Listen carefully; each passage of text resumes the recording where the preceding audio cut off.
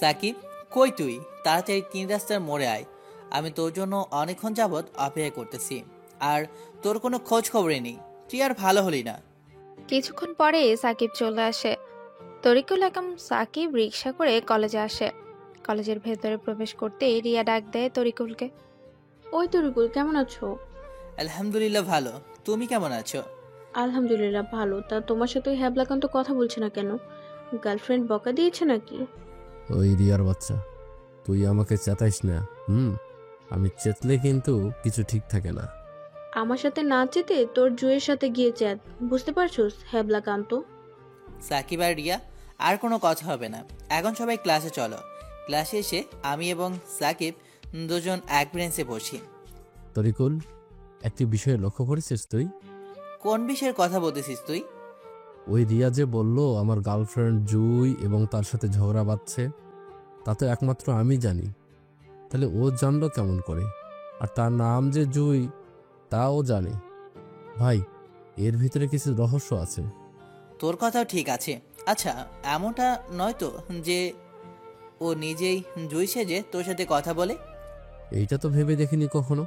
আরে হালা, তুমি তো ফুল পাইছো, এইতেই শেষ। ফুলের ভিতরে কি আছে তা যাচাই করনি, এখন ঠেলা সামলাও। ওই, তুই আমার ফ্রেন্ড, তা ভাবতেও অবাক লাগে।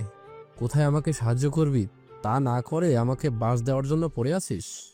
সাকিব, এত রাগ করিস কেন? আমি যেহেতু আছি, তোর সমস্যার সমাধান পাবি। ক্লাস করে আমার সাথে চলিস, তোর সব সমস্যার সমাধান করে দিব অনেক। হুম। ক্লাস চলাকালীন সময় আমি রিয়াকে ফলো করেছি। ও কিছুক্ষণ পর পর সাকিবের দিকে তাকিয়ে থাকে। এর মানে এখানে কিছু ঘাবলা আছে, যা আমাকে নিখুঁতভাবে খুঁজে বের করতে হবে। ক্লাস শেষে মাঠে এসে ওই রিয়া বিকেলে। এই পার্কে দেখা করিস তো আমার সাথে, তোর জন্য একটা সারপ্রাইজ আছে। রিয়া তো আমার কথা শুনে অনেক খুশি। চান্দু, তোর জন্য বিকেলে কি অপেক্ষা করতেছে, খালি বিকেলটা হতে দাও। তরিকুল, তুই বিকেলে রিয়াকে দেখা করতে বললি কেন? হালা, তুই জীবনে মানুষ হবি না। ওরে কেন ডাকতেছি তা বিকেলে দেখিস। এখন বাসায় চল।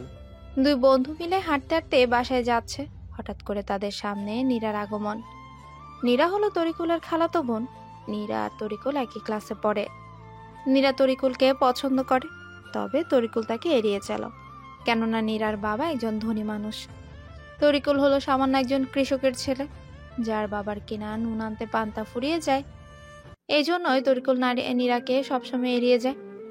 ওই তরিকুল, তুই আমাকে বারবার ফিরিয়ে দিস কেন? তোকে আমি বারবার যে কথাটা বলি সেটা কি তুই বুঝিস না? তোর স্ট্যাটাস কোথায় আর আমারটা কোথায় একটিবারও ভেবে দেখেছিস নীরা?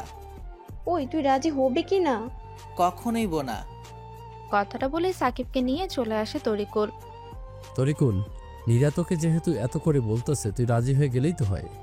সাকিব, আমাদের একবেলা খাবার খেলে পরের বেলা কি খাবো তা নিয়ে চিন্তা করতে হয়। তাহলে এই অভাবের সংসারে কাকে কেমন করে জড়াই বল? তাও ঠিক বলেছ। তরিকুল বাসায় এসে দেখে যে ওর ছোট বোন কান্না করছে।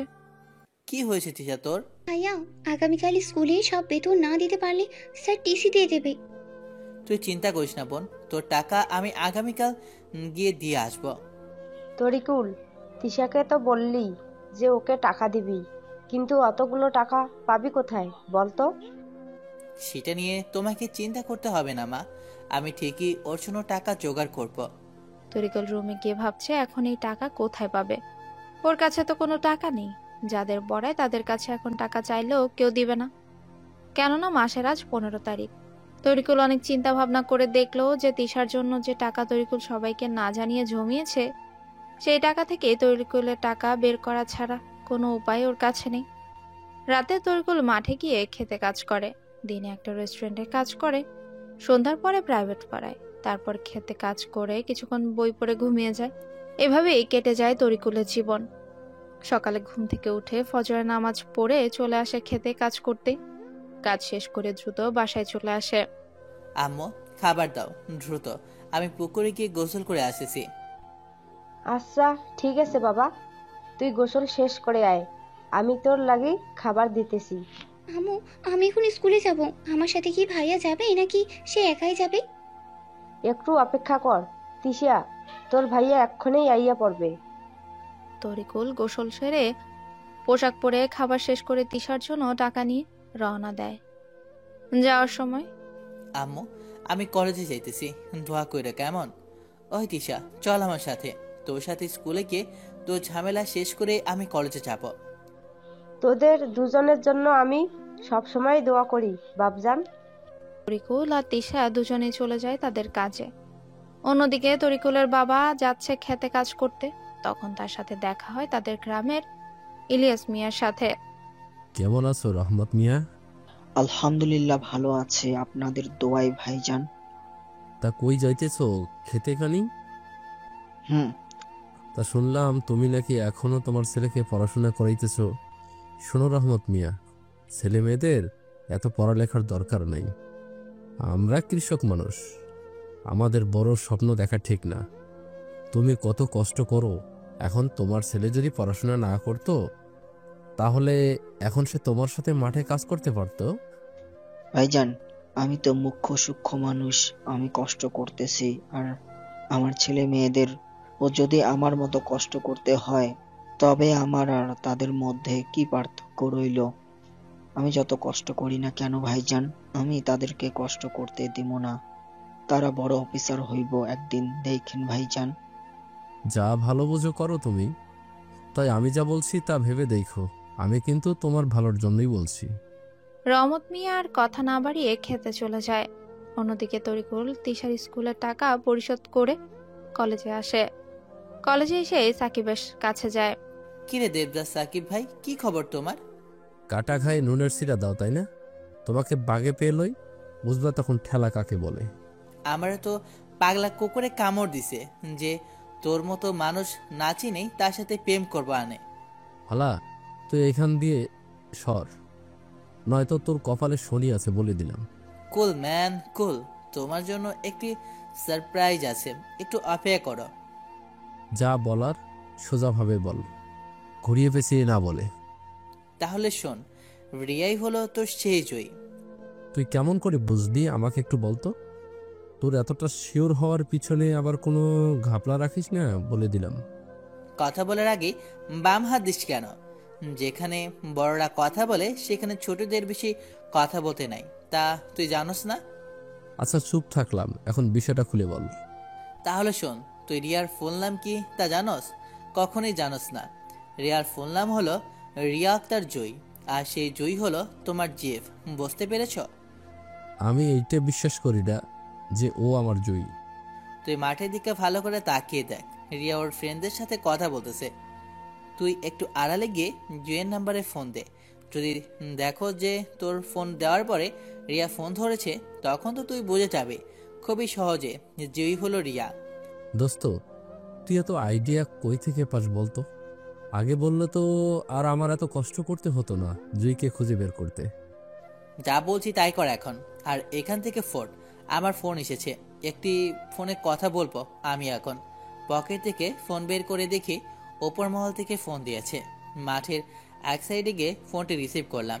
ফোনের ওপাশ থেকে বড় স্যার বলতেছে, জি স্যার, আমি সব বুঝতে পেরেছি। আমি থাকতে কোনো সমস্যা হবে না স্যার। কলেজ থেকে সাকিবকে নিয়ে রওনা দিই আমি আমার বাসার উদ্দেশ্যে, কেননা আমাকে বাসায় গিয়ে প্রয়োজনীয় পোশাক গোছাতে হবে। সাকিব, আমি আগামীকাল সকালে ঢাকা চলে যাব। আমি কবে গ্রামে আসতে পারবো তা সঠিক বলতে পারবো না। আমার পরিবারের প্রতি তুই খেয়াল রাখিস বন্ধু। কি যে বলিস না তুই বোকার মতো। আমি যতদিন বেঁচে আছি ততদিন আমি তোর সব কিছুতেই তোর পাশে থাকবো ইনশাআল্লাহ। তবে তুই হঠাৎ করে ঢাকা চলে যাবি কেন সেটা আমি বুঝতেছি না। আমি এই প্রশ্নের উত্তর এখন কাউকে দিতে পারবো না। সময় হলে সবাইকে আমি নিজে থেকেই বলবো। বাসায় এসে ফ্রেশ হয়ে খাবার খেয়ে রুমে এসে একটু বিশ্রাম নিলাম। হঠাৎ করে স্যারের ফোনের আওয়াজে ঘুমের অবসান ঘটল। তরিকুল, তুমি কিছুক্ষণ পরে তোমার কলেজের অধ্যক্ষের বাসায় যাবে। সেইখানে গেলেই তোমাকে সে তোমার কলেজ থেকে টিসি এবং যাবতীয় তোমার কাগজপত্র দিবে। কেননা তোমাকে ঢাকায় এসে এই বিষয়ের জন্য এই কলেজে ভর্তি হতে হবে, বুঝতে পারছো? স্যার, বিকেলে আসরের নামাজ পড়ে স্যারের বাসা থেকে কাগজপত্র নিয়ে বাসায় চলে আসি। রাতে খাবার খেয়ে বাসার সবাইকে ঢাকা চলে যাওয়ার কথা বলি। যদিও কেউ ঢাকা যেতে আমাকে রাজি হয়নি, তবে অনেক কষ্টে তাদেরকে বুঝিয়ে তারপরে রাজি করিয়েছি। সকালে ঘুম থেকে উঠে ফজরের নামাজ পড়ে পাড়ি জমালাম নতুন শহরের উদ্দেশ্যে। পরিচিত শহরকে ত্যাগ করে অপরিচিত শহরে আগমন হবে, কিন্তু সামনে আমার জন্য কি অপেক্ষা করতেছে সেটা ভাবনার বিষয়। ঢাকাতে এসে স্যারকে ফোন দিলাম। স্যার একটি জায়গার নাম বলল। স্যারের দেওয়া ঠিকানা অনুযায়ী পৌঁছে দেখি একজন লোক দাঁড়িয়ে আছে। আমাকে দেখা মাত্র সে সেলুট দিল। স্যার, আমি নাজমুল হোসেন, আপনার পিএ হিসেবে আমাকে রেখেছেন বড় স্যার। তা নাজমুল সাহেব, এখন আমাকে নিয়ে বাসায় চলুন। স্যার, গাড়িতে গিয়ে বসুন। কিছুক্ষণ পরে আমাকে নিয়ে একটি দোতলা বিশিষ্ট বাসার সামনে গিয়ে গাড়িটা পার্ক করলো। স্যার নামুন, এখন থেকে এই বাসায় আপনি আর আমি থাকব। রান্না করবে কে? স্যার, তা আমাদের রান্না করে খেতে হবে, কেননা বাসায় বাহিরের লোক আনলে আমাদের কাজের সমস্যার সৃষ্টি হতে পারে। বুঝতে পেরেছি। এখন বাসার ভিতরে চলুন। কেমন? বাসার ভিতরে প্রবেশ করার পরে নাজমুল আমাকে আমার রুম দেখিয়ে দিল। আমি রুমে এসে কিছুক্ষণ রেস্ট নিয়ে ফ্রেশ হয়ে স্যারকে ফোন দিলাম। আমাকে স্যার ফোনে সব কাজ বুঝিয়ে দিল, যা যা আমাকে করতে হবে করেছে কে। একদিন রেস্ট নেওয়ার পরে শুরু হলো আমার নতুন কাজের শুরু। আপনারা হয়তোবা অনেক কিছু বুঝতে পারতেছেন না যে নাজমুল আমাকে কেন স্যার ডাকে, তার সাথে এই বড় স্যারই বা কে। সম্পূর্ণ গল্পটির সাথে থাকুন, তাহলে সব কিছু বুঝতে পারবেন। সকালে রেডি হয়ে কলেজের উদ্দেশ্যে রওনা দিলাম। ভার্সিটির গেট দিয়ে ঢিলাঢালা পোশাক পরা, চোখে মোটা ফ্রেমের চশমা, কাঁধে একটা পুরনো ব্যাগ নিয়ে কলেজের ভেতর প্রবেশ করলো একটা ছেলে। ভার্সিটির প্রায় ছাত্রছাত্রীর চোখ এখন ছেলেটার দিকে। ছেলেটাকে দেখে সবাই হাসাহাসি করছে, একজন আরেকজনকে বলা বলি করছে, দেখ কলেজে আজ একটা খ্যাত ছেলে এসেছে। আরো অনেক কথা বলা বলি করছে। ছেলেটা কারো কথা গুরুত্ব না দিয়ে সকলের সামনে দিয়ে যখন ক্লাসের রুমের দিকে যাওয়া ধরলো, তখনই একটা ছেলে বলে ওঠে, এই খ্যাত ছেলে ভার্সিটিতে আজ নতুন নাকি? ছেলেটা তার কথায় প্রতিউত্তর না দিয়ে ক্লাসের দিকে হেঁটে যাচ্ছে। পেছন থেকে কারো হাতের স্পর্শে ছেলেটা পেছনে তাকায়। পেছনে তাকিয়ে দেখে যে ছেলেটা ওকে খ্যাত বলে ডেকেছিল সেই ছেলেটি। আমি আবির, তোমার নাম কি? ছেলেটি বলল, তরিকুল ইসলাম। তুমি কিছু মনে করো না তোমায় খ্যাত বলাতে, আসলে আমি দেখতে চেয়েছিলাম তুমিও কি সকলের মতো নাকি। আবির বলল, তোমার কথার মানে বুঝলাম না আবির। আসলে তরিকুল, এখানে যারা প্রথমে নর্মালভাবে আসে, তারপরে তাদের সাথে কেউ খারাপ আচরণ করলেই তাদের ভালো মানুষের মুখোশ খুলে যায়, তারাই হয় সবচাইতে খারাপ। তারা জাস্ট অভিনয় করে ওরকম পোশাক পরে আসে গরিব মানুষদের সাথে খারাপ আচরণ করার জন্য। কিছু মনে করিনি আবির। তুমি কোন ইয়ারে পড়ো আবির? আমি অনার্স প্রথম বর্ষে পদার্থ বিভাগে পড়ি। আমিও অনার্স প্রথম বর্ষের পদার্থ বিভাগে। আমরা তো তাহলে দুজন একই ক্লাসে পড়াশোনা করি। আবির বলে উঠল, তাহলে আমরা ফ্রেন্ড হতে পারি? আচ্ছা ঠিক আছে, আমি বললাম। আবির, তোর পরিবারে কে কে আছে? আমার পরিবারে আমার আম্মু, আব্বু আর একটা ছোট বোন। বোনটা এই ক্লাস 10-এ পড়ে। আব্বু একজন ব্যবসায়ী। তা তরিকুল, তোর কে কে আছে? আবির, আমার পরিবার বলতে কেউ নেই। আমি এই পৃথিবীতে বড় একা। কেন, কি হয়েছে তোর? পরে সময় হলে বলবো আবির, কেমন? এখন চল, ক্লাস শুরু হবার সময় হয়ে গেছে। ক্লাসে প্রবেশ করার সাথে সাথেই আমায় নিয়ে বিভিন্ন ধরনের কথা বলা শুরু করে দিয়েছে। আমি কারো কথায় কান্না দিয়ে সবার পেছনের বেঞ্চে গিয়ে বসলাম। স্যার ক্লাসে এসে আমাকে দাঁড়াতে বলল। এই ছেলে দাঁড়াও। আমার পাশে আবির বসা ছিল। ও আমায় বলল, এখন কিছু কথা শুনতে হবে রে তরিকুল, কিছু করার নাই, এরা এমনই সবাই, কেউ গরিবদের মূল্যায়ন করে না। আমি দাঁড়ানোর পরে স্যার বলল, এই ছেলে তোমার নাম কি? স্যার আমার নাম তরিকুল। স্যার বলল, তোমার বাবা কি করে? স্যার আমার বাবা মা বলতে কেউ নেই, আমি এতিম। তা তুমি এভাবে নোংরা পোশাক পরে কলেজে আসছো কেন? আগামীকাল থেকে ভালো পোশাক পরে আসবে। এসব খ্যাত কোথা থেকে আসে? এই ছেলে এখন বসো তুমি।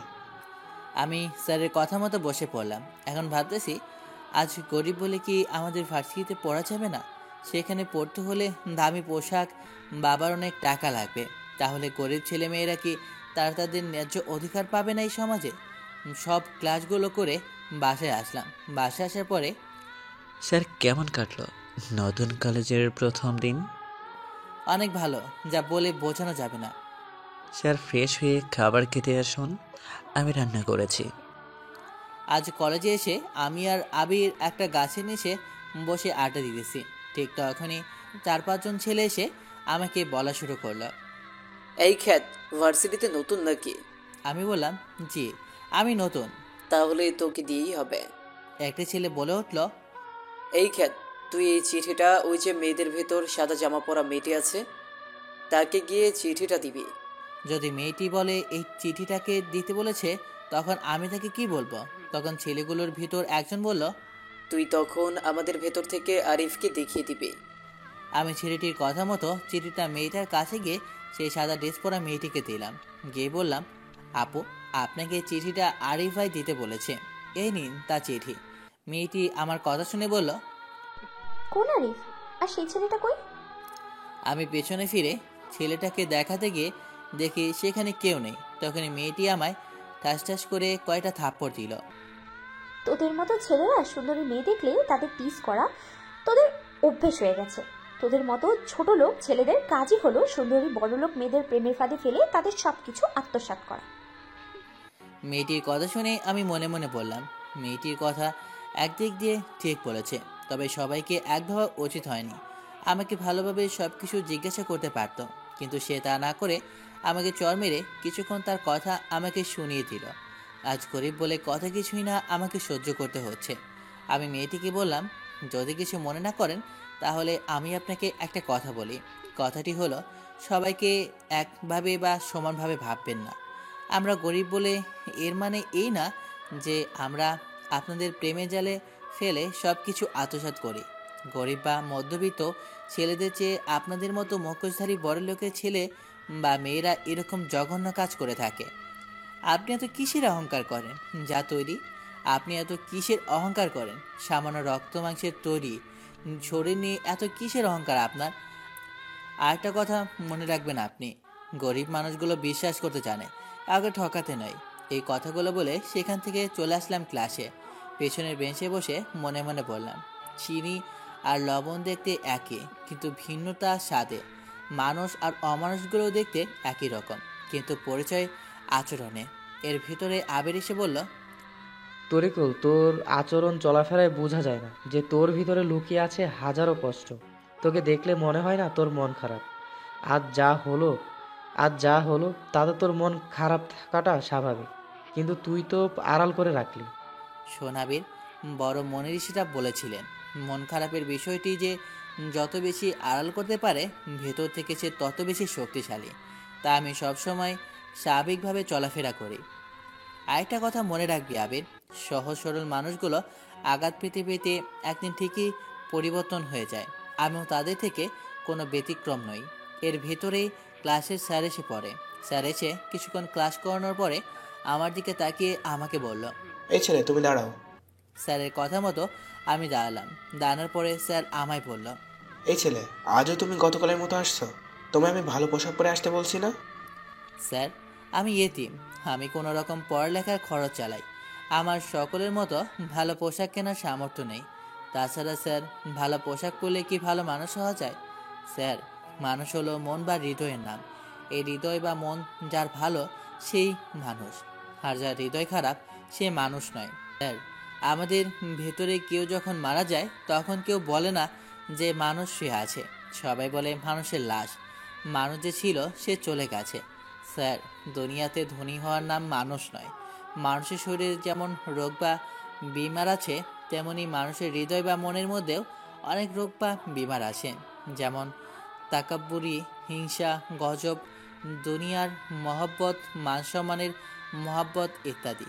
আল্লাহ তাআলা সূরা শামসের 9 জায়গায় কসম করে বলেছেন যে বান্দাবান্দি হৃদয় বা মনের, যাকে ইসলামের ভাষায় বলে কলব বলে, সমস্ত রোগ দূর করে সুস্থ হৃদয় বা মন বা কলব নিয়ে আমি মাওলার দরবারে আসবে, সেই আমার কাছে মুক্তি পাবে। তাহলে স্যার, এখন আপনিই বলেন, ভালো পোশাক টাকা পয়সা দিয়ে কি হবে? আর স্যার, আপনি আমাদের গুরুজন, আপনি আমাদের যা শিক্ষা দেবেন তাই আমরা শিক্ষা গ্রহণ করব। স্যার, আমার কথায় কোথাও কষ্ট পেয়ে থাকলে মাফ করে দেবেন। এই কথাগুলো বলে আমি বসে পড়লাম। আমি বসে পড়ে দেখি সবাই আমার দিকে অবাক হয়ে চেয়ে আছে। তারা হয়তো কখনো ভাবেনি এমন একটি খেত ছোট লোক ছেলে এভাবে সুন্দরভাবে কথা বলবে। তারপরে স্যার আমায় বলল, বাবা, তুমি আজ আমার চোখ খুলে দিয়েছ। আমাদের সকলের উচিত তোমার কথাগুলো মেনে চলা, ধনী গরিব কোনো ভেদাভেদ না করা, সবাই সবার সাথে ভালো ব্যবহার করবে। স্যার আরও অনেক কথা বলে চলে গেল।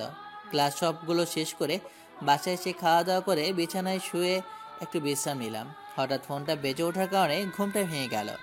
ফোনটা রিসিভ করার পরে আবির বলল আগামীকাল ভার্সিটিতে তাড়াতাড়ি যেতে। ওর সাথে আরও কিছু কথা বলে ফোনটা কেটে দিলাম। সকালে ঘুম থেকে উঠে নামাজ পড়ে কিছুক্ষণ বই পড়ে নিলাম। এর ভিতরে আমার বাড়ি যে কাকা দেখাশোনা করে সে আসলো আমার রুমে। কাকা কেমন আছেন? ভালো আছি বাবা, তুমি কেমন আছো বাবা? আমিও ভালো আছি কাকা। কাকা আপনি হঠাৎ আসলেন কি জন্য? কোনো সমস্যা হয়েছে? আসলে বাবা, তোমার ওই বাসাতে 2টি রুমে 2জন মেয়ে ভাড়া নিতে চায়। বাকি রুমগুলো তো সব ভাড়া দেওয়া আছে। কাকা আপনি যা ভালো বুঝেন তাই করেন। আমার ভার্সিটিতে যাওয়ার সময় হয়েছে। আমি ভার্সিটিতে গেলাম কাকা। ভার্সিটির গেট দিয়ে ভিতরে প্রবেশ করতে দেখি আবিরকে আরিফও ওর ছেলেদের নিয়ে মারতেছে। আমি এটা দেখে তাড়াতাড়ি দৌড়ে আবিরের কাছে গেলাম। আবির তোকে ওরা কেন মারতেছে? আমি গতকাল যখন বিকেলে বাজার থেকে বাসায় যাই, তখন ওরা একটি মেয়েকে ডিস্টার্ব করে। আমি ওদের সেখানে বাধা দিয়েছিলাম। তাই তোকে এই কথা বলার জন্য আজ তাড়াতাড়ি কলেজে আসতে বলেছি। আমি আসার পরে ওরা গতকালের জন্য আজ আমায় একা পেয়ে মারতেছে। এই কথা শোনার পরে তরিকুলের চোখ রক্তবর্ণ ধারণ করে, যে কেউ দেখলে ভয় পাবে। তরিকুলের কথা শোনার পরে ঠাস করে আরিফের গালে চড় মারে। কুত্তার বাচ্চা, তোর এত বড় সাহস, তুই আমারে মারস? ওই তোরা ছোট লোকটাকে সবাই মার। আরিফ এই কথা বলার পরে যখন সবাই তরিকুলকে মারতে আসে, তখন তরিকুল কাউকে কিচ্ছু বলে না। তরিকুল ওদের একটুও বাধা দেয়নি। আরিফের লোকেরা তরিকুলকে মেরে ওর অবস্থা খুব খারাপ করে দেয়। ওরা তরিকুলকে মেরে মাঠে রেখে চলে যায়। আবির তরিকুলকে নিয়ে হসপিটালে আসে। দীর্ঘ 3 ঘন্টা পরে তরিকুলের জ্ঞান ফিরে। তরিকুলের জ্ঞান ফেরার পর ওকে হাসপাতালের বেডে আবিষ্কার করে। ধীরে ধীরে ওর সাথে কি হয়েছিল তা মনে করার চেষ্টা করে। ওর মনে পড়ে যায় ওর সাথে কলেজে ঘটে যাওয়া ঘটনাগুলো। তরিকুল একটা হাসি দিয়ে পকেট থেকে ফোন বের করে নাজমুলকে ফোন দেয়। নাজমুল তুমি এই হাসপাতালে চলে আসো গাড়ি নিয়ে। কিছুক্ষণ পরে নাজমুল হাসপাতালে এসে দেখে তার স্যার বেডে শোয়া। স্যার, আপনি হঠাৎ এমন অবস্থায় হসপিটালের বেডে শুয়ে আছেন? সব কথা পরে হবে, ডাক্তার ডাকো আর সকল বিল হাসপাতালে দিয়ে আসো। নাজমুল সব গুছিয়ে আমাকে এবং আবিরকে নিয়ে বাসায় চলে আসে। তরিকুল, তোর এইগুলোর কিছুই তো বুঝতেছি না। বলতো এইসবের মানে কি? তুই এক এক সময় এক এক রকম। সময় হলে সবই বুঝতে পারবে। আবির আমাদের সাথে কিছুক্ষণ থেকে ওর বাসায় চলে যায়। তরিকুল পকেট থেকে ফোন বের করে ফোন দেয় ও সেই চিরচেনা নাম্বারটাতে। ফোনের ওপাশ থেকে, বস, আপনি এতদিন পরে? কাজে ব্যস্ত ছিলাম, কিছুদিন সময় দিতে পারিনি। রাফি তুই আরিফকে ধরে নিয়ে যা, তারপরে ওর কি করবি তা অবশ্যই তোকে বলতে হবে না। জি বস। রাতে নাজমুল আমার রুমে আসে। স্যার, এখন কি করবেন?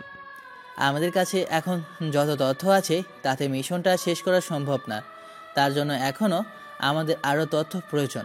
বিশেষ করে এখানকার এমপি ও এই জায়গায় ওসি সম্পর্কে ভালো করে খোঁজ নিতে হবে। স্যার, একটি বিষয়ে আমি বুঝে উঠতে পারছি না। স্যার, আপনি যদি কৃষকের ছেলে হন, তবে আপনি এই ঢাকা শহরে বাড়ি পেলেন কই? সময় হলে একদিন এইসব প্রশ্নের উত্তর পাবে। গভীর রাত, নিস্তব্ধ রাস্তা, সবাই সবার ঘুম নিয়ে ব্যস্ত। কেউ কারো আর্তনাদ শোনে না। এমন সময় রাস্তার মাঝখানে একটা বাইক নিয়ে দাঁড়িয়ে আছে কালো পোশাক এবং মুখে মাস্ক পরা। এই রাস্তা দিয়ে গাড়ি গিয়েছিল এখানকার এমপি। হঠাৎ করে রাস্তার মাঝে বাইক নিয়ে দাঁড়িয়ে থাকা আগন্তুককে দেখে ঘাবড়ে যায়। স্যার, রাস্তার মাঝে তো একটা ছেলে দাঁড়িয়ে আছে, এখন কি করব? কিছু করে লাভ হবে না। সামনে যে ছেলেটিকে দেখতেছো, যা করার সেই করবে। কেন স্যার, এমনটি আপনার কাছে মনে হলো? এই ছেলেটি যাকে তুমি দেখতেছো এ আর কেউ নয়, সে হলো মাফিয়া কিং। স্যার, এখন তাহলে আমরা তো শেষ। এমন সময় এমপিকে কিং ইশারা করে বলল গাড়ির ভেতর থেকে বের হতে। এমপি গাড়ির ভেতর থেকে বের হওয়ার পরে তাকে বলছে, শোন এমপি, তুই এই শহরে যত অপকর্ম করতেছিস তা কিন্তু সীমানার বাইরে। তোকে শোধরানোর জন্য শেষবারের মতো বারণ করতেছি, তুই ভালো হয়ে যা, আর কখনো তোকে এই সুযোগ দেব না। ভালো থাকিস।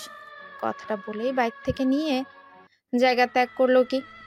সকালে তরিকুল ঘুম থেকে উঠে ফজরের নামাজ পড়ে বাসার ছাদে হাঁটাহাঁটি করছে আর ভাবছে কেমন করে ওর মিশনটি শেষ করবে, কারণ ওর হাতে যে সময় খুব কম। তরিকুল প্রতিদিন ওর মতোই আজকেও সাধারণ পোশাক পরে কলেজে আসে। কলেজের গেট দিয়ে প্রবেশ করার সময় কারোর সাথে ধাক্কা লাগে। ব্যাস, যা হবার হয়ে গেল।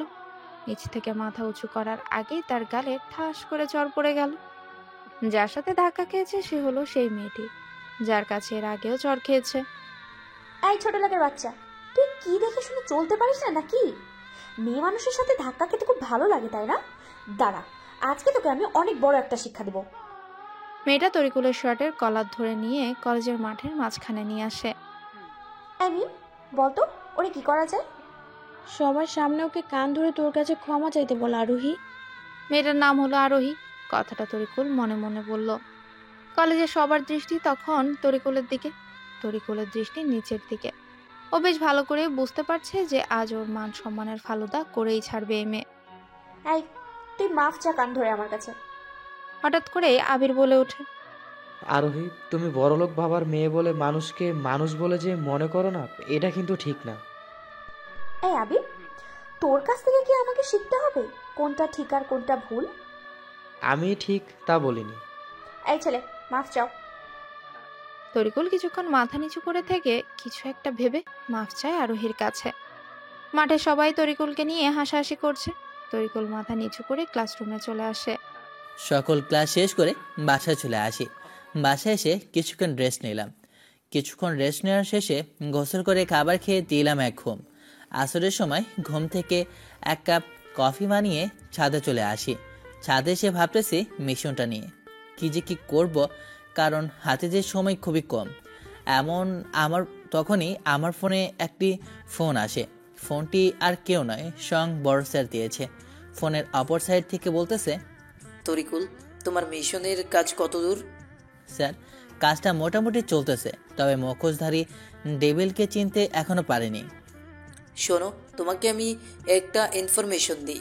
ডেভিলকে চেনা তোমার জন্য সহজ করার জন্য। ডেভিলের বর্তমান ফেস প্লাস্টিক সার্জারি করানো। ওকে চেনার একদম সহজ উপায় হলো এই যে।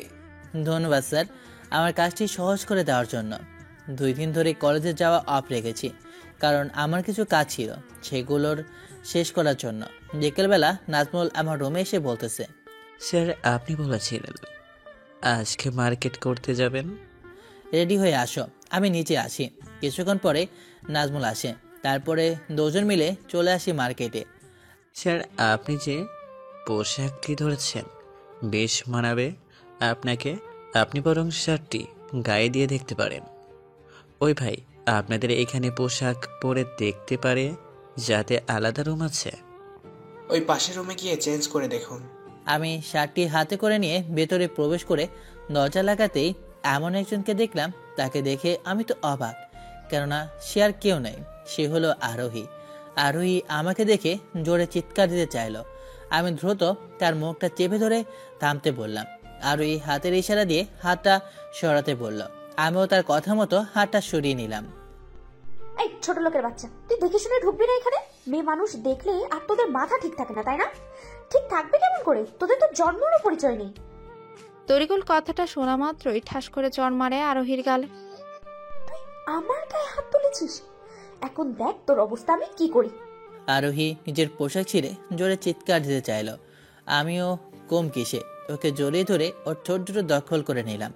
কিছুক্ষণ পরে ছেড়ে দিলাম। আমার হাতের পোশাকটি ওর গায়ে পরিয়ে দিলাম। তবে ও তখন কোনো কথা বলেনি, মনে হয় কোনো এক ঘোরের মধ্যে আছে এখন। শোন আরোহী, মেয়েদের সবচাইতে মূল্যবান সম্পদ হলো তার ইজ্জত। এই ইজ্জত নিয়ে কখনো এমন করো না। তুমি একজন মেয়ে মানুষ, তোমার উচিত বুঝে শুনে চলাফেরা করা, নিজের বুদ্ধি খাটিয়ে কথা সবার সাথে বলা। তোমার যদি ইজ্জত নিয়ে কেউ কথা বলে তখন তোমার মা বাবা কতটা কষ্ট পাবে একটিবার ভেবে দেখেছো তুমি? তোমার নিজের মান সম্মানের হানি হবে, তা কি বুঝতে পেরেছ? তোমার জন্য তোমার বাবা সমাজে উঁচু করে কথা বলতে পারবে না। আশা করি তুমি বুঝতে পেরেছ আমি কি বোঝাতে চেয়েছি তোমাকে। ভালো থেকো, আল্লাহ হাফিজ। গাড়ি নিয়ে বাসে আসেছি। হঠাৎ করে কিছু দূর সামনে রাস্তার উপর দিয়ে দৌড়ে একটি মেয়ে আমার গাড়ির সামনে আসতেছে। তা দেখে আমি গাড়িটা স্লো করি। মেয়েটির আচরণ দেখে বুঝে গেলাম যে মেয়েটি মানসিক ভারসাম্যহীন একজন মেয়ে। তাই আর গুরুত্ব না দিয়ে দেরি না করে গাড়ি নিয়ে বাসায় চলে আসি।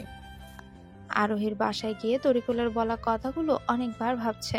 তরিকুলকে নিয়ে ভাবতে ভাবতেই এক পর্যায়ে আরোহী হারিয়ে যায় কোনো এক কল্পনার জগতে। আরোহী নিজের ভুল সম্পূর্ণ বুঝতে পারে। পরের দিন সকালে আরোহী প্রতিদিনকার চেয়ে একটু আগেই বাসা থেকে বের হয়ে কলেজে আসে। কলেজে এসে বসে বসে তরিকুলের আসার জন্য অপেক্ষা করছে, কখন তরিকুল কলেজে আসবে। কিছুক্ষণ পরে কলেজের ভেতরে তরিকুল প্রবেশ করে। কলেজের ভেতরে প্রবেশ করে কিছু দূর আসতেই আরোহীর আগমন। কেমন আছো তরিকুল? আলহামদুলিল্লাহ ভালো, আপনি কেমন আছেন? আলহামদুলিল্লাহ ভালো। তোমার সাথে আমার কিছু কথা আছে, চলো ওই গাছটার নিচে গিয়ে বসি। আরোহী আমার হাত ধরে গাছের কাছে নিয়ে চলে আসে। আমি তো আজকে আরোহীর ব্যবহার দেখে চরমের অবাক পর্যায়ে আছি। যে মেয়ে আমার সাথে কখনো কথাই বলতো না, আর সেই মেয়ে বর্তমান ব্যবহার দেখে নিজের চোখে বিশ্বাস করতে পারছি না। তরিকুল, আমাকে মাফ করে দিও এতদিন তোমার সাথে খারাপ আচরণ করার জন্য। আমি কখনো কারো প্রতি বেশিক্ষণ রাগ বা অভিমান করে থাকি না, কারণ গরিব ছোট লোকদের কখনো রাগ বা অভিমান করতে নেই, কখনো কারো প্রতি। আমি আসলে খুবই লজ্জিত। ওই এবারের মতো মাফ করে দাও। আমি তো বলছি আমি আমার ভুল বুঝতে পেরেছি, আর কখনো এমনটি হবে না। কথাগুলো বলে আরোহী মাথা নিচু করে ফেলে। তরিকুল কিছুক্ষণ কি যেন একটা ভাবে, আরোহীর হাত ধরে বলে, তুমি বসো আমার কাছে। দুজনেই গাছটির নিচে বসে। তুমি তোমার ভুলটা বুঝতে পেরেছো, এতেই অনেক। আজ থেকে তাহলে আমরা ফ্রেন্ডস। শোনো আরোহী, আমি তোমাকে একটি ঘটনা বলি, মনোযোগ দিয়ে শুনবে। বলো। তাহলে শোনো। সিকান্দার শাহ ছিলেন রোমের বাদশাহ। ছিলেন তিনি সৎ এবং নিপুণ যোদ্ধা। পৃথিবীর বহুদের জয় করেছিলেন। প্রজারা তাকে দারুণ শ্রদ্ধা করত। একবার কয়েকজন লোক সিকান্দার শাহকে জিজ্ঞেস করলেন, আপনি একজন বিশ্ববিজয়ী বীর, আপনার আগেও অনেক বাদশা ছিল রোমে, তাদেরও সৈন্যদল ছিল, তারাও যুদ্ধ করতেন, কিন্তু তারা আপনার মতো এমন সুনাম অর্জন করেননি, তারা আপনার মতো এত দেশ দখল করতে পারেননি। এর কারণ কি? সিকান্দার শাহ প্রশ্ন শুনে মৃদু হাসলেন। আমি পৃথিবী জয় করেছি ভালোবেসে, সকলকে আমি প্রাণ দিয়ে ভালোবেসেছি, কাউকে আমি কোনো কষ্ট দেইনি, তাই প্রজারাও আমাকে ভালোবেসেছে। আমি কারো বদনাম করিনি, শত্রুদের সঙ্গে আমি সবসময় ভালো ব্যবহার করেছি, আইন কানুন মেনে চলেছি, মানুষকে মানুষের মর্যাদা দিয়েছি। সকলের উদ্দেশ্যে সিকান্দার বলে, নিজে ভালো হলে পৃথিবী ভালো, এবং ভালো লোকদের সবাই ভালোবাসে। কি বোঝাতে চেয়েছি তোমাকে তা নিশ্চয়ই বুঝতে পেরেছ। তারপরে দুজনেই ক্লাসে চলে আসে। ক্লাসে দুজনকে একসঙ্গে প্রবেশ করতে দেখে ক্লাসে সবাই অবাক। তার থেকে বেশি অবাক সবাই। তার কারণ হলো আরোহী এবং তরিকুল দুজন একসঙ্গে একই বেঞ্চে বসেছে তা দেখে। স্যার ক্লাসে এসে কিছুক্ষণ কথা বলে চলে গেলেন। এক এক করে সব ক্লাস শেষ করে তরিকুল এবং আরোহী কিছুক্ষণ কথা বলে যে যার বাসায় চলে যায়। তরিকুল কলেজ থেকে সোজা ওর বাসায় চলে আসে। বাসায় এসে একটু বিশ্রাম নিয়ে ছাদে আসতেই দেখি ছাদের কোনায় দাঁড়িয়ে আছে আরোহী। আমায় আরোহী দেখতে পেয়ে আমার কাছে আসে। তরিকুল, তুমি এই বাসায়? এই বাসায় এক ফ্রেন্ডের কাছে এসেছি। তুমি এখানে কেন? আরে আমি তো আমার ফ্রেন্ড নীলার কাছে এসেছি, ও এই বাসায় ভাড়া থাকে। বিকেলে দুজনে একসাথে ঘুরতে যাবো, তাই সোজা ওর বাসায় চলে এসেছি কলেজ থেকে। খুব ভালো, পরে কথা হবে, আমার একটু কাজ আছে। আরোহীর সাথে কথা বলে নিচে চলে আসলাম। সকালে ভার্সিটিতে গিয়ে দেখি একটি ছেলে আজ আরোহীর সাথে বাজে ব্যবহার করতেছে। আবির ছেলেটিকে বলল, ছেলেটি হলো নীল, ও আমাদের কলেজে নতুন, তবে কলেজে এসেই মাস্তানি শুরু করেছে। তাহলে তো দেখতেই হয় যে কত বড় মাস্তান। আমার সাথে চল আবির। চল ভাই।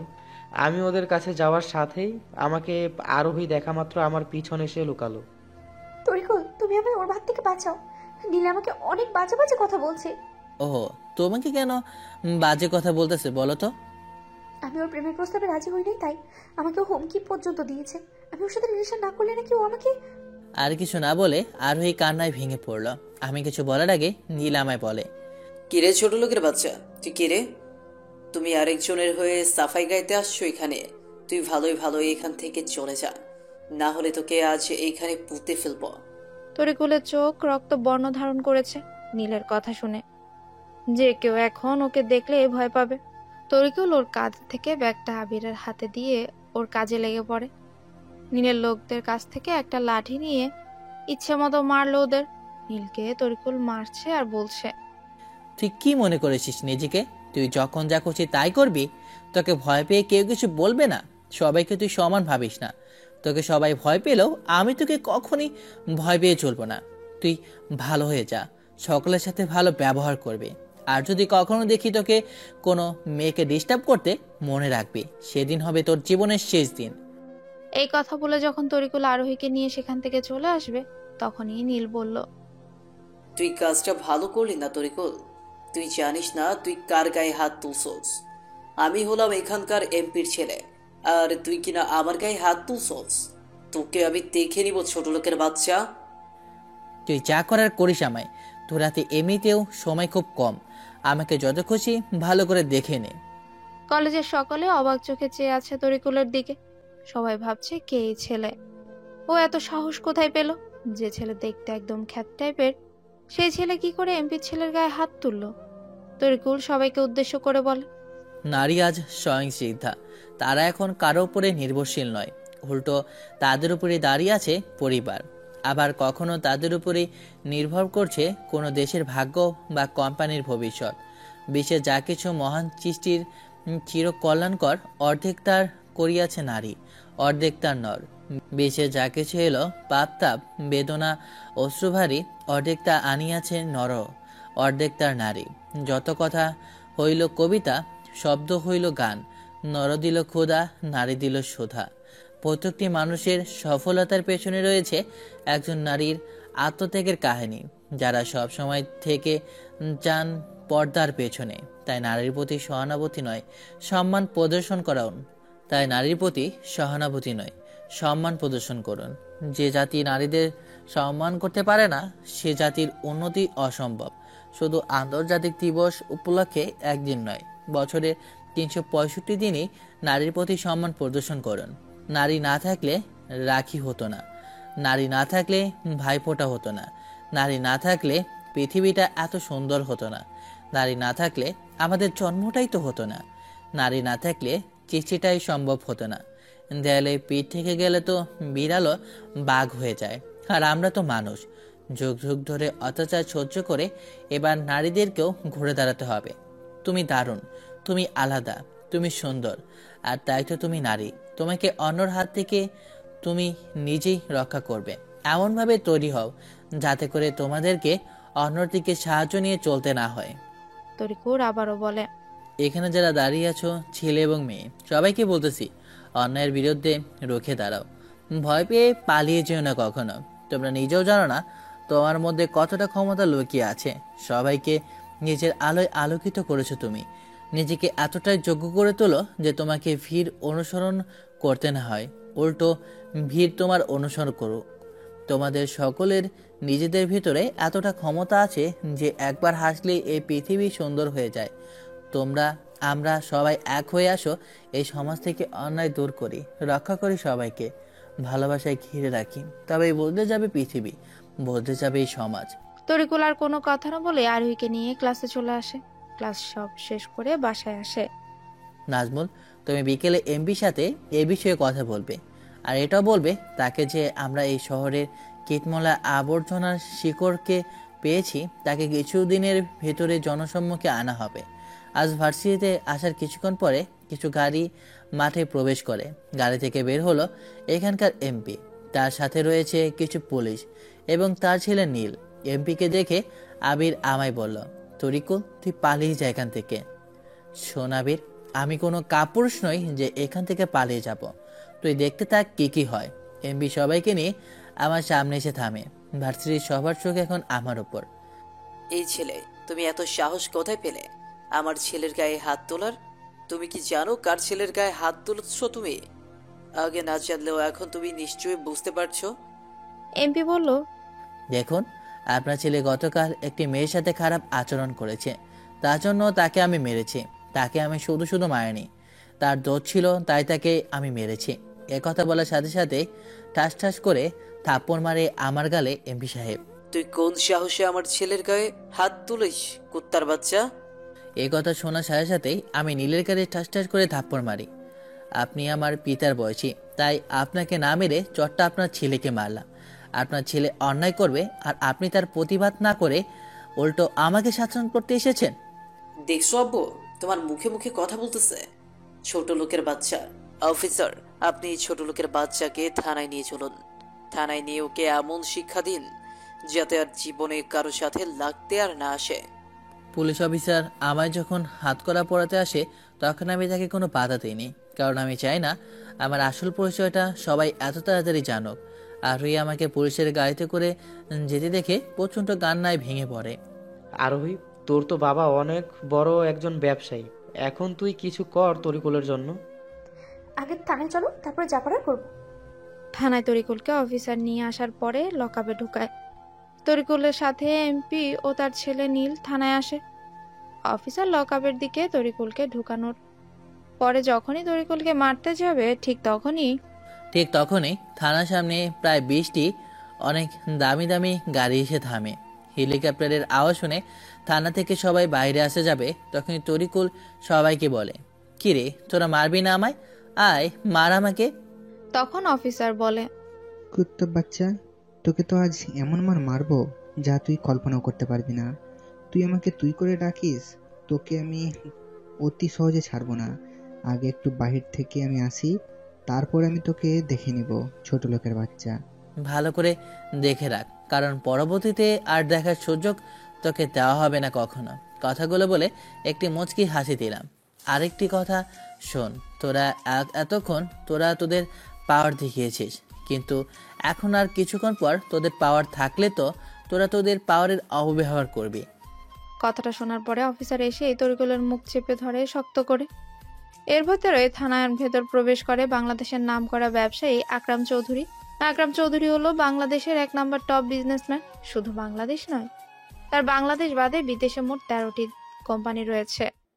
বিদেশেও সে নামকরা একজন সফল ব্যবসায়ী, তাই তো তাকে সবাই কম বেশি চিনে। সে থানায় প্রবেশ করতে এমপি ও থানার ওসি অন্যান্য অফিসার সবাই দাঁড়িয়ে থাকে আর তাকে সালাম দেয়। সে ভেতরে প্রবেশ করার পরে ওসি চেয়ার এগিয়ে তাকে চেয়ারে বসতে দেয় আর বলে, আকরাম চৌধুরী চেয়ারে বসে ওসিকে উদ্দেশ্য করে বলল, অফিসার, লকআপে যে ছেলেটি আছে তাকে আপনি কি অপরাধে থানায় নিয়ে আসছেন? ছেলেটি মোটেও ভালো না। ও ভার্সিটিতে বসে গতকাল এই এমপি মহোদয়ের ছেলেকে বিনা অপরাধে মারছে। আজও আমার সামনে বসে এমপি মহোদয়ের ছেলেকে মারছে, তাই ওকে থানায় ধরে আনছি। শুধু তাই নয় স্যার, ছেলেটিকে কিছুক্ষণ আগে আমাকে পর্যন্ত হুমকি দিয়ে কথা বলেছে। অফিসার, আপনি ছেলেটিকে এখানে নিয়ে আসুন, আমি একটু ছেলেকে ভালো করে দেখতে চাই। অফিসার তরিকুল লকআপ থেকে ছাড়িয়ে আকরাম চৌধুরীর সামনে নিয়ে আসে। তরিকুলকে যখন আকরাম সাহেবের সামনে রাখা হলো, তারপরেই তরিকুল অফিসারের দিকে তাকিয়ে একটা মুচকে হাসি দেয়। দেখেছেন স্যার, ছেলেটার কত বড় সাহস! ও আপনার সামনে দাঁড়িয়ে আমার দিকে তাকিয়ে রহস্যময় হাসি দেয়। ওর একটু নিজের জন্য কষ্ট হচ্ছে না। ওসির কথা শুনে টেবিলের উপর জোরে একটা থাপ্পড় মেরে আকরাম চৌধুরী অফিসারকে বলে, আপনি কাকে বলছেন অফিসার ছোট লোক? আপনারা ক্ষমতার অপব্যবহার করবেন আর তার কেউ প্রতিবাদ করলেই তাকে ধরে থানায় নিয়ে আসবেন ক্ষমতা দেখিয়ে। আপনাদেরকে ক্ষমতা বা পাওয়ার যতটুকু দেওয়া হয়েছে তার সকলের সাথে ভালো কাজে ব্যবহারের জন্য, কোনো বাজে কাজে অপব্যবহার করার জন্য নয়।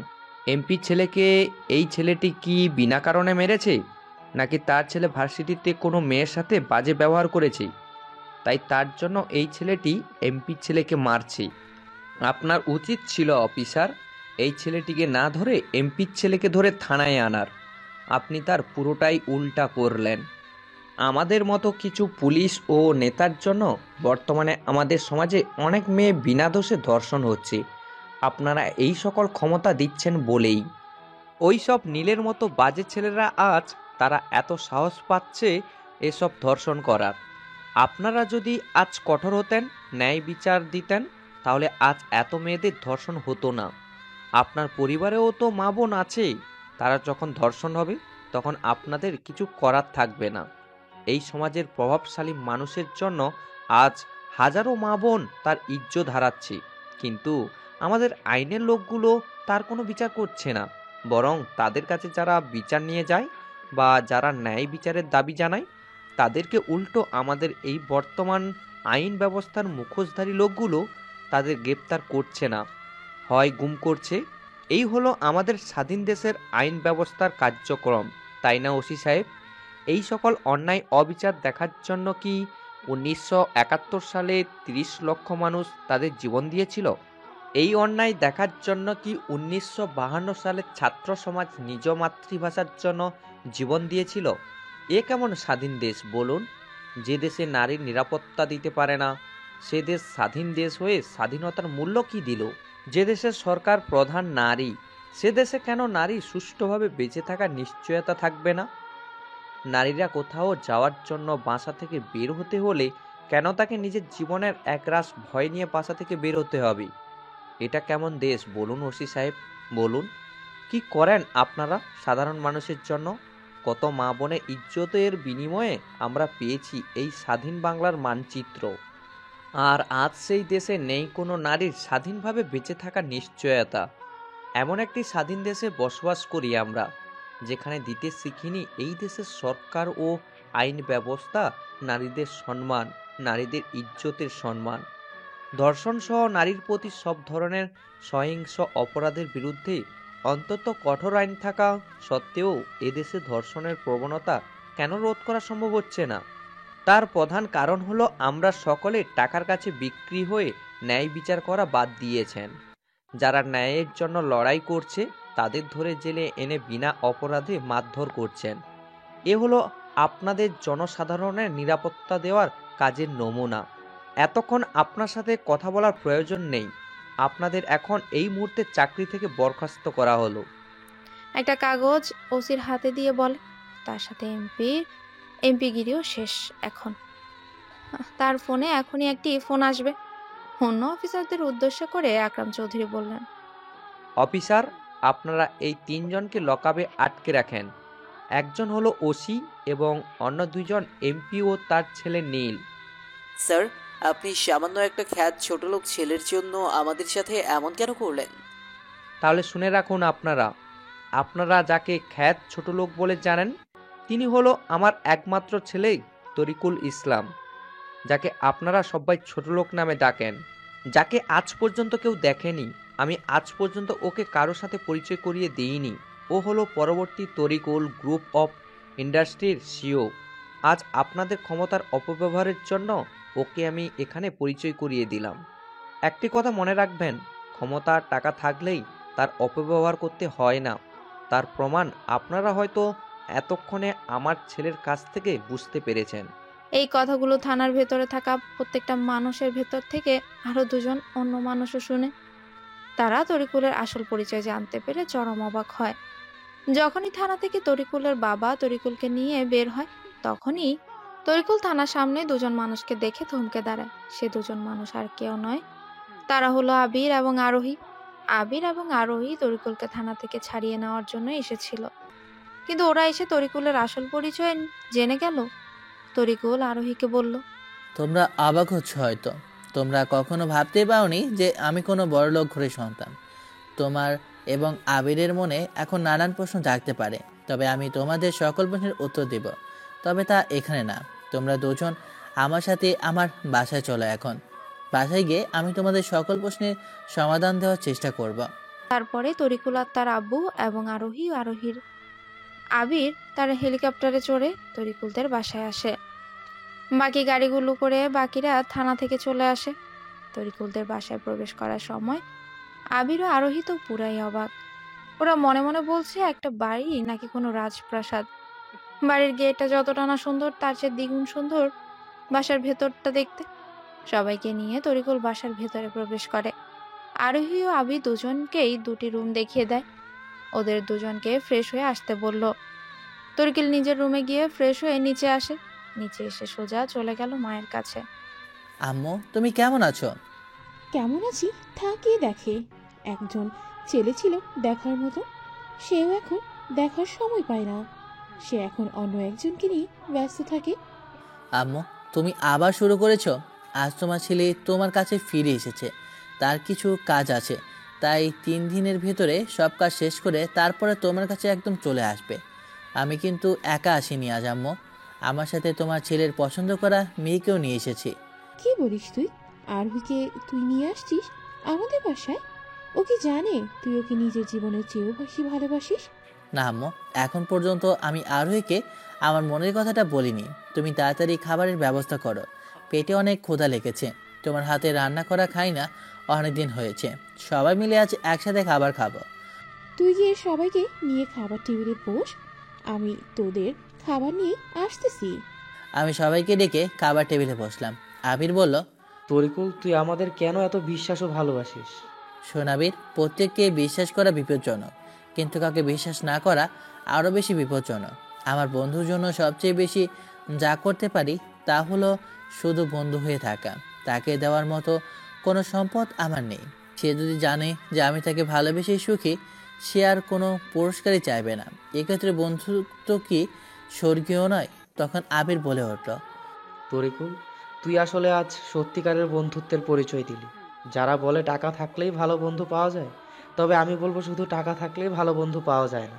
একজন ভালো বন্ধু হতে হলে শুধু টাকা থাকলেই হয় না, তার হৃদয়ে থাকা দরকার অফুরন্ত ভালোবাসা। সবাই একসাথে খাবার খাওয়া শেষ করলাম। আবির এবং আরোহী, তোমাদের কার কি প্রশ্ন আছে বলো? তুমি এত বড় ঘরের ছেলে, তাহলে এতদিন আমাকে বলনি কেন? আমি আমার আসল পরিচয় দেইনি এই কারণে যে যাতে করে কেউ আমার টাকাকে নয়, স্বয়ং আমাকে দেখে ভালোবাসে। এই সমাজের মানুষগুলো আমার টাকাকে নয়, তারা এখন আমার এই সাধারণ তরিকুলকেই ভালোবাসে। এটা না হয় বুঝলাম, কিন্তু তুমি বলেছিলে যে তোমার বাবা একজন কৃষক আর তারা নাকি গ্রামে থাকে। তাহলে আমি এখন ধরে নিব, বলো ওর উত্তরটা। তোমার এই প্রশ্নটা খুবই সুন্দর। তাহলে শোনো এই প্রশ্নের উত্তর। ফ্ল্যাশব্যাক। আজ দীর্ঘ 4 বছর পরে অস্ট্রেলিয়া থেকে পড়াশোনা শেষ করে দেশে ফিরেছে তরিকুল। বাবা মায়ের আদরের একমাত্র ছেলে, কিন্তু আজকে যে ও দেশে আসবে তাও বাসায় জানায়নি। সবাইকে সারপ্রাইজ দিবে তার জন্য। কিন্তু কে জানতো যে আজ এমন পরিস্থিতির শিকার হবে দেশে এসেই। কারণ তরিকুল যখন দেশে এসে একটা ট্যাক্সি নিয়ে বাসায় আসতেছিল, তখন এই ট্যাক্সি ড্রাইভার ওর সাথে কথা বলে তার সম্পর্কে সব জেনে নেয়। তরিকুল চা খাওয়ার জন্য গাড়িটা থামাতে বলে। তরিকুল চা নিয়ে আবারও গাড়িতে গিয়ে বসে, সাথে হেলান দিয়ে চা খাচ্ছে আর দুজন কথা বলছে। এমন সময় দূর থেকে একটা ট্রাক কার নিয়ন্ত্রণ হারিয়ে তাদের গাড়িটার উপর এসে পড়ে। আল্লাহর রহমতে তরিকুল বেঁচে যায়, কারণ তখন ট্রাক দেখতে পেয়ে ট্রাকের ড্রাইভার ছেলেটাকে ধাক্কা দিতে গিয়েও গাড়ির সামনে থেকে সরিয়ে দেয়।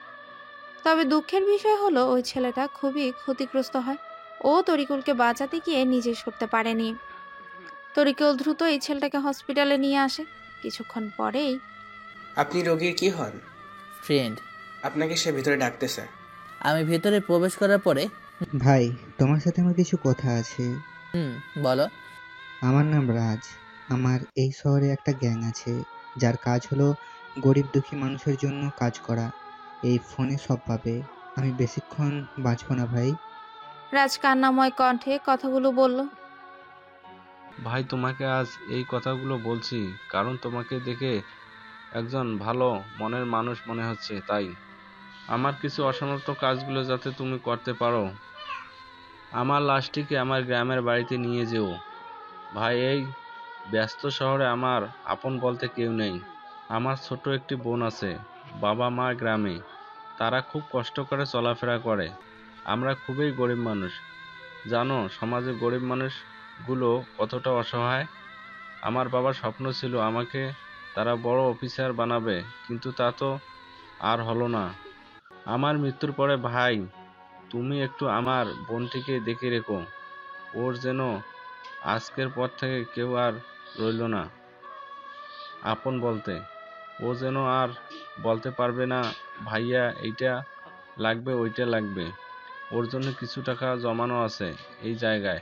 তুমি তো অনেক বড় ঘরের ছেলে ভাই, তোমার কাছে আমার একটি দাবি, এই সমাজের গরিব মানুষের জন্য পারলে কিছু কইরো। কথা বলতে বলতে রাজ এই পৃথিবীর মায়া ত্যাগ করে। তরিকুলের চোখ বেয়েও পানি পড়ে। একটা ছেলের ওপরে কত দায়িত্ব ছিল, আজ তার সব শেষ হয়ে গেল। কি হবে এখন তার পরিবারে? কি জবাব দেব আমি তাদের? রাজের মৃত্যুর জন্য দায়ী যে তরিকুল। আজ রাজ তরিকুলকে বাঁচাতে গিয়ে নিজের জীবন দিয়ে দিল। তরিকুল কিছুক্ষণ রাজের দিকে তাকিয়ে থেকে দীর্ঘশ্বাস ছেড়ে হাসপাতালে সব কাজ শেষ করে রাজের লাশ নিয়ে ছুটে গেল গ্রামের বাড়িতে। গ্রামের বাড়িতে গিয়ে যখন পৌঁছে রাজের লাশ নিয়ে, তখন রাজের পরিবারের মানুষের অবস্থা দেখার মতো ছিল না। ওদের বাসাটা খুবই ছোট, ওর টাকা দিয়েই চলতো ওদের পরিবারটা। কি বলে সবাইকে সান্ত্বনা দিবে তরিকুল? সবাইকে যে ভাষা খুঁজে পাচ্ছে না সে। পরিশেষে তরিকুল রাজের বোনের দিকে লক্ষ্য করে দেখলো যে ও মাথা ঘুরে মাটিতে পড়ে যাচ্ছে। তরিকুল দৌড়ে তাকে ধরে ফেলে। তরিকুল সব কাজ শেষ করে নিজ দায়িত্বে রাতের বেলা রাজের বাবা মা বোন সবাই যখন ঘরের ভেতরে বসে আছে, তখন তরিকুল সবাইকে বলে, রাজের জন্য মন খারাপ করেন না কেমন? রাজ আমার খুবই কাছের একজন ভালো বন্ধু ছিল। রাজ যেমন আপনার ছেলে ছিল, আমিও তেমনি আপনার আরেক ছেলে। তাদেরকে অনেকভাবে বুঝিয়ে তাদেরকে শান্ত করি। পরের দিন সকালে ফজরের নামাজ পড়া শেষ করে রাজের কবরের সামনে দাঁড়িয়ে, রাজ, তোমার সাথে আমার কোনো রক্তের সম্পর্ক ছিল না, কিন্তু তুমি আমাকে নিজের জীবন ত্যাগ করে আমাকে বাঁচালে। একটিবার ভেবে দেখলে না যে আমি জবাব দেব? একটিবার ভেবে দেখলে না কি করে আমি জবাব দেব আজ এই অসহায় বাবা মাকে?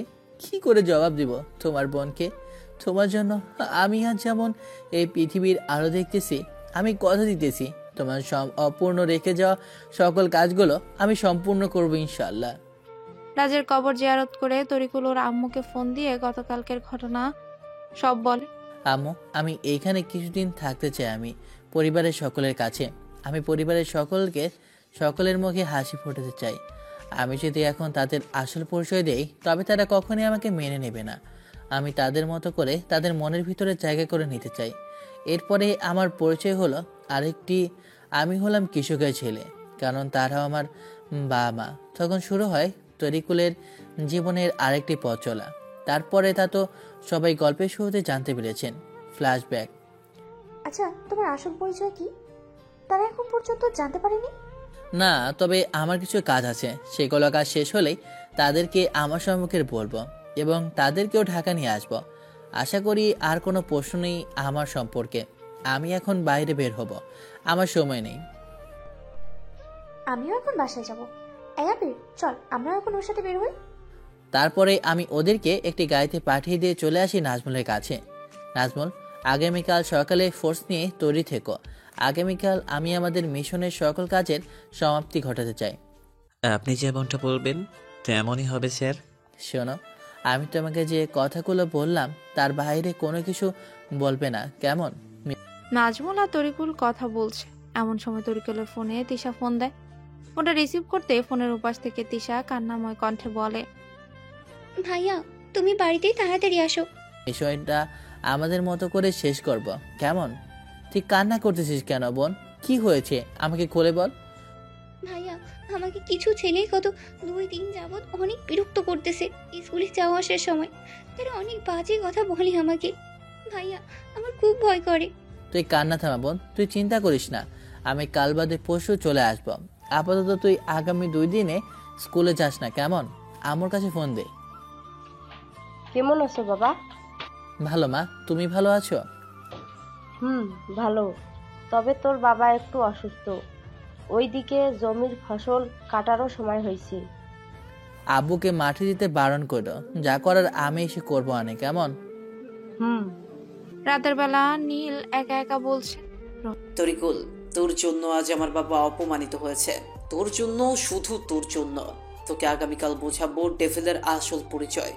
সময় একটা হাসি দিয়ে বলছে নীল, সবাই জানে ডেভিল মারা গেছে, কিন্তু কেউ জানে না যে ডেভিল বেঁচে আছে আজও। আগামীকাল থেকে শুরু হবে ডেভিলের কাজ। সবার মুখের আতঙ্কের আরেক নাম হবে ডেভিল। নীল ফোন দিয়ে একজনকে বলল, ওই তোরা সবাই আগামীকাল তৈরি থাকিস। আগামীকাল আমি আমার ভালোবাসার মানুষকে আপন করে নিতে চাই, তার সাথে পথের কাঁটাকে উপড়ে ফেলতে চাই। তরিকুল রাতের খাবার খেয়ে শুয়ে ফোন টিপছে, এমন সময় আরোহী ফোন দেয়। কেমন আছেন স্যার? ভালো ম্যাম। তা এত রাতে কি মনে করে ফোন দিলে? কেন, আমি কি রাতে ফোন দিতে পারি না তোমাকে? আমি সেটি তোমাকে বলি নাই। কি করো তুমি এখন? এই তো শুয়ে আছি। তুমি কি করতেছো? আমিও শুয়ে আছি। দুজনের অনেক কথা হয় এমনি। সকালে আরোহী কলেজে যাওয়ার কিছুক্ষণ পরেই ভেতরে নীল কলেজে আসে ওর দলবল নিয়ে।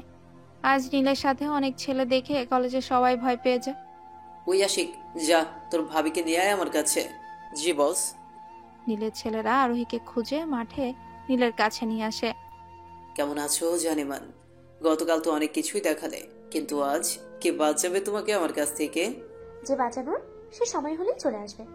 তুই আমার চিন্তা না করে তোর নিজের চিন্তা কর। তোর সেই মানুষটিও আজ আর বাঁচিয়ে রাখবো না, বুঝলি জানিমান? দেখতে পাচ্ছ তোমার আশেপাশে আমার কত ছেলে। ওই তোরা চল আরোহীকে নিয়ে, ওকে গাড়িতে ভর। নীল কথা বলতে দেরি, এমন সময় নীল দেখতে পেল মাঠের ভেতরে একসাথে 4টা গাড়ি প্রবেশ করেছে। গাড়ির ভেতর থেকে বের হলো যে তাকে দেখে কলেজের সবাই অবাক, কেননা সে আর কেউ নয়, সে হলো ওই কলেজের খ্যাত ছেলেটা যাকে সবাই গরিব ছোট লোক হিসেবে জেনে এসেছে, সেই তরিকুল। তরিকুল গাড়ি থেকে বের হওয়ার পরে নাজমুল ওর সাথে বাকি অফিসার তরিকুলের পিছে পিছে আসে। আমি জানতাম তুই আজকে আসবি, তবে এমন ভাবে আসবি তা ভাবতে পারিনি। নীলের মুখে অফিসার নামটা শুনে সবাই অবাক হয়। তোর মতো এমন এনএসআই সাব ইন্সপেক্টর তুই কি মনে করেছিলি আমি জানতে পারবো না যে তুই বড় একজন অফিসার? এই ডেভিল সব তার খোঁজ রাখে, বুঝলি?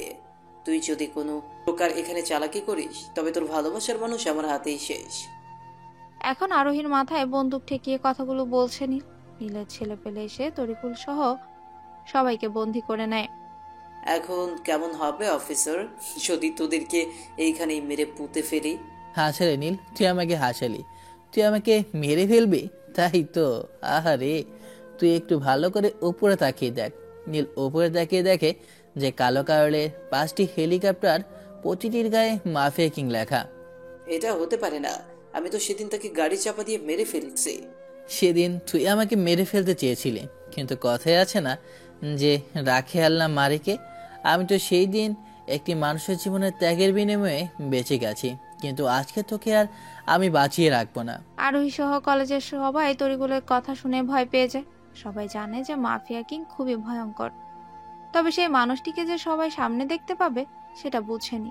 তাও আবার তাদের কলেজের খ্যাত ছেলেটা হবে। আমাকে মাফ করে দে, এমনটি আর হবে না। নীল কথা বলতে দেরি, তবে তার আগেই আমার দলা ছেলেরা নীলের ছেলেদেরকে মেরে ফেলে নিমেষেই। শুধু এখন নীল বেঁচে আছে। নাজমুল, তুমি ওরে অ্যারেস্ট করো। ওর জন্য দেশে আইন আছে, যা করার আদালত করবে। তরিকুল সবার উদ্দেশ্যে বলে, আমি এই কলেজে শুধুমাত্র এসেছিলাম এই ডেভিল কিংকে ধরতে। আমার মিশন আজ শেষ হয়েছে। আমি আর এই কলেজে কখনোই আসবো না। এই সমাজে নারী পাচারকারী ও বর্তমান যুব সমাজকে ধ্বংস করার কারিগরকে আজকে ধরেছি আমি। হাজারো বাবা মায়ের সন্তান হারানো সেই খুনি আজ আমার হাতে। আমি তাকে নিয়ে যাচ্ছি। সবাই ভালো থাকবেন, আল্লাহ হাফেজ। তরিকুল ফোর্স নিয়ে চলে আসে। আরোহী গাড়ি নিয়ে বাসায় আসে। তরিকুল, আমি জানতাম তুমি মিশনটা শেষ করতে পারবে সফলভাবে। আজ আমি অনেক খুশি তোমার কাছে। তোমাকে সরকার থেকে পুরস্কৃত করা হয়েছে। তোমার কাজে খুশি হয়ে সরকার তোমাকে 1 মাসের ছুটি দেওয়া হলো, কিছুদিন তোমাকে রেস্ট নেওয়ার জন্য। স্যারের সাথে কাজ শেষ করে বাসায় চলে আসি। বাবা, আজ তো তোর মিশন শেষ হলো। আজকে এই খুশির দিনে আরোহীকে তোর মনের কথা বলে দে, আর আগামীকাল গ্রামে গিয়ে তিশাদেরকে ঢাকা নিয়ে চলে আয়। আরোহীকে বিকেলে বলবো আনে সব খোলে, আর আমি আগামীকাল গ্রামে যাব, বুঝতে পেরেছ আম্মু? সো এখন খাবার দাও, একটু খাবার খাই। তোমার হাতে রান্না খাই না অনেকদিন হয়েছে। বিকালবেলা তরিকুল ঘুম থেকে উঠে ফ্রেশ হয়ে আরোহীকে ফোন দেয়। কিছুক্ষণ পরে পার্কে দেখা করতে বলে। আম্মু, আমার জন্য একটু দোয়া করো। তোমার ছেলে তার ভালোবাসার মানুষকে কাছে পাওয়ার জন্য যাচ্ছে। আমার দোয়া সবসময় তোর জন্য থাকে রে বাবা। আমি গাড়ি নিয়ে চলে আসি পার্কে। পার্কের ভেতরে প্রবেশ করে আরোহীকে ফোন দিই। কোথায় তুমি? ভালো করে একটু তোমার পিছনের যে ব্রেঞ্চ আছে সেই জায়গাতেই একটা মেয়ে বসা আছে, সেটাই আমি। আমি আরোহীর পাশে বসলাম। কেমন আছো? আলহামদুলিল্লাহ ভালো। তুমি কেমন আছো? ভালো। তা কিসের জন্য আমাকে গুরুতরভাবে এখানে আসতে বলা হলো? যেহেতু শুনতে চাচ্ছ তাহলে শোনো। আমি বিদেশ থেকে দেশে আসার পরে প্রথম যেদিন আমি অফিসে যাই, তোমাকে আমি সেই দিন প্রথম তোমার আব্বুর সাথে আমাদের অফিসে দেখি। সেই দিন তোমাকে দেখে আমি তোমার প্রেমে পড়ে যাই। তবে তুমি কেমন সেটি বুঝতে পারার জন্য তোমাকে আমার মনের কথাগুলো খুলে বলিনি এতদিন। একতরফা কখনো ভালোবাসা হয় না, সেটি আমি জানি। তোমার সামনে আমি এত তাড়াতাড়ি আসতে চাইনি, তবে বাস্তবতা আমাকে এনে দিল। আমি সেই দিন থেকে আমি তোমাকে ভালোবেসে পাওয়ার জন্য তোমার ভার্সিটিতে ভর্তি হই। কাছে সহজ করে দেয় ডেভিল কিং, কারণও ছিল এই কলেজের। তরিকুল, তুমি এখন আমায় যা বলতেছো তাহলে তোমার আবেগ, এই আবেগ কিছুদিন পরেই তোমার কেটে যাবে, তখন আমার কি হবে বলো? শোনো আরোহী, ভালোবাসা হলো একমাত্র বাস্তবতা। এটি শুধু আবেগ দিয়ে নিমন্ত্রিত হয়। এটি হলো একটি চিরন্তর সত্য, যা যেই হৃদয়ে সৃষ্টি হয় সেই হৃদয়ে থাকে। আমি তোমাকে আরোহী যে কথাগুলো বললাম, আশা করি তুমি তা বুঝতে পেরেছো। এখন তুমি কি করবে তা তোমার ইচ্ছে, আমার আর তোমাকে বলার মতো কিছুই নেই। আরোহী কিছুক্ষণ চুপ থেকে বলল, আমি রাজি তোমার প্রস্তাবে তরিকুল। আরোহীর হ্যাঁ বলতে দেরি, তরিকুল আরোহীকে জড়িয়ে ধরতে দেরি করলো না। তারা দুজনে অনেকক্ষণ পার্কে ঘোরাঘুরি করে। যখন বাসার উদ্দেশ্যে রওনা দিবে তখন তিশা ফোন দিল তরিকুলকে। তিশা, কেমন আছো? ভালো ভাইয়া, তুমি কেমন আছো? ভালো। আগামীকাল তুমি আসবেই? তিশার সাথে কথা বলা শেষ করতেই, আগামীকাল কোথায় যাবে তুমি? গ্রামের বাড়িতে যাব। আমিও যাবো তোমার সাথে। ওকে, তুমি তাহলে তৈরি থেকো, কেমন? গ্রামে ঘুরে আসবে আমার সাথে। সকালবেলা আরোহী এবং তরিকুল গাড়ি নিয়ে রওনা দেয় গ্রামের উদ্দেশ্যে। তরিকুল ড্রাইভিং করছে আর আরোহী তরিকুলের কাঁধে মাথা রেখে চকলেট খাচ্ছে। কিছু দূর যাওয়ার পরে আরোহী ঘুমিয়ে পড়ে তরিকুলের কাঁধে মাথা রেখে। আরোহীর কপালে চুল পড়েছে কিছু, যার জন্য আরোহীর ফেসটা ভালো করে দেখা যাচ্ছে না। তাই তরিকুল হাত দিয়ে ওর চুলগুলো কিছুক্ষণ পর পর সরিয়ে দিচ্ছে। আরোহী হঠাৎ করে হেসে দেয় তরিকুলের কাণ্ড দেখে, কারণ আরোহী এতক্ষণ ঘুমের ভান ধরেছিল। তুমি এতক্ষণ ঘুমাওনি? না, আমি দেখতে চাইছিলাম যে তুমি কেমন করো। দুজনে কথা বলতেছি আর আমি ড্রাইভিং করতেছি। গ্রামে আসতে দুপুর হয়ে গেছে। গ্রামের মানুষ প্রাইভেট কার দেখে তাকিয়ে রয়েছে, তার দিকে উৎসুকভাবে তাকিয়ে আছে। তার মনের ভিতরে একটি প্রশ্ন কে হতে পারে। তরিকুল গাড়ি নিয়ে যখন বাসার সামনে গিয়ে গাড়ি হর্ন দিল, তখন বাসার ভিতর থেকে তিশা এবং আম্মু বের হলো। তারা বাসা থেকে বের হয়ে দেখে যে বাসার সামনে অনেক দামি একটি গাড়ি। আম্মু, কে আসলো এত দামি গাড়ি থেকে? আমি কেমন করে বলবো মা? এমন সময় দুজনে দেখতে পেল গাড়ি থেকে আমি এবং আমার সাথে একটি মেয়ে বের হয়েছে। তিশা আমাকে দেখা মাত্রই আমার কাছে এসে আমাকে জড়িয়ে ধরলো। ভাইয়া, এটা কি আমার ভাবি? আম্মু দেখো, তোমার ছেলে বউ নিয়ে আসছে। এত বেশি বুঝিস না, তুই ওরে ভিতরে নিয়ে যা। আম্মু আমার কাছে এসে, বাবা, এইগুলোর তো কিছুই বুঝতে পারছি না। আম্মু, তোমার ছেলে এখন একজন বড় অফিসার হয়েছে এনএসআই। এই গাড়িটা দেখতেছো, সেটা আমার গাড়ি। আম্মু আমার কথা শুনে আমাকে জড়িয়ে ধরে কান্না করে দেয়। আম্মু, কান্না করো না তো, আজকের পর থেকে আর তোমাকে কষ্ট করতে হবে না। এই মেয়েটি কে বাবা? তা বাবা, তোর এখন কি ইচ্ছা আছে বল? আমি তোমাদেরকে আমার সাথে ঢাকা নিয়ে যেতে চাই বাবা। আমি যেতে পারবো না। তুমি সহ সবাই যাবে আমার সাথে, কথা এখানে শেষ। আরেকটি কথা, তোমাদেরকে এখন পর্যন্ত আমার আসল পরিচয় দেইনি। বাবা, তোকে যে মা পেটে ধরেছে সে আসলে একজন মহৎ মানুষ। সে মহৎ না হলে তার ছেলে এতটা ভালো হতো না। সবাই তৈরি থেকো, আমরা আগামীকাল বিকেলে ঢাকা যাব। জমির কি করব তাহলে? সেই ব্যবস্থা করে রেখেছি আমি, তা নিয়ে তোমাদের চিন্তা করতে হবে না। গ্রামের সব কাজ শেষ করে ঢাকা চলে আসি সবাইকে নিয়ে। তিশা তো এখন আমার আম্মু এবং আব্বুর আদরের মেয়ে। তারা এখন সবাই তিশাকে নিয়ে বেশি ব্যস্ত থাকে। তাদের এখন আমাকে নিয়ে ভাবার সময়ই হয় না। কিছুদিন যাবার পরে একদিন দুপুরে খাবার খাওয়ার সময় রাতে আরোহীকে নিয়ে বাসায় আসি। আরোহীর কথা শুনে তখন আব্বু বলে উঠল, ইসলামিকভাবেই আরোহী এবং তরিকুলের বিয়েটা সম্পন্ন হলো। দীর্ঘ 20 বছর পরে আয়ান বাসায় এসে বলছে, আব্বু আম্মু দেখো কাকে নিয়ে এসেছে। ওপর থেকে তরিকুল এবং আরোহী নিচে নামতে নামতে কথাটা বলল। একি আয়ান, তুমি আরিফাকে এভাবে তুলে আনছো কেন? আম্মু, আমি ওকে অনেকবার বলছি যে ওকে আমি ভালোবাসি, কিন্তু ও আমার কথা শুনতেছে না। তাই ওরে আমি কলেজ থেকে তুলে সোজা বাসায় নিয়ে আসছি। আপনারা হয়তো কিছু বুঝতে পারছেন না, তাই তো? আমি বলছি তাহলে। আয়ান হলো তরিকুল ও আরোহীর একমাত্র ছেলে। আর আয়ান যাকে তুলে নিয়ে এসেছে সে হলো আবিরের মেয়ে আরিফা। আয়ান আরিফাকে অনেক ভালোবাসে, কিন্তু আরিফা আয়ানের কথায় রাজি হয় না। তাই তো আয়ান আরিফাকে জোর করে বাসায় নিয়ে এসেছে। আব্বু, তুমি তাড়াতাড়ি আবির চাচুকে আমাদের বাসায় আসতে বলো। আমি আরিফাকে আজকে এবং এক ঘড়ি বিয়ে করতে চাই। আয়নের কথা শুনে আরোহী তারিকুলকে বলে, তুমি আমায় পছন্দ করেছিলে, তাই আমার পিছনে কিছুদিন ঘুরেছো, তারপরে আমাকে তোমার ভালোবাসার কথা বলেছো, তারপরে বিয়ে করেছো। আর তোমার ছেলে কোনো প্রপোজ ছাড়াই আরিফাকে বাসায় তুলে নিয়ে আসছে। তোমরা দুই বাপ ছেলের কাজ দেখলে যে কেউ কনফিউজ হয়ে যাবে। কিন্তু কি আর করার, ছেলের কথায় রাজি হয়ে আয়ানের সাথে আরিফার বিয়ে দিল। দুই বন্ধু আজ বেয়াই হয়ে গেল। কি রোমান্টিক মোমেন্ট তাদের এখন। বন্ধুহীন জীবন হলে লবণ ছাড়া তরকারির মতো। বন্ধুত্ব নিয়ে মানুষের অনেক ধারণা, বিশ্বাস রয়েছে, সবচেয়ে বেশি রয়েছে আবেগ। সহজ কথায় সহজ ভাষায় এর সংজ্ঞা দেওয়া সম্ভব নয়, কেননা বন্ধু হলো মানুষের এক হৃদয়ের অনুভূতিমূলক সম্পর্ক। গোলাপ যেমন একটা বিশেষ জাতের ফুল, বন্ধু তেমনই একটি বিশেষ জাতের মানুষ।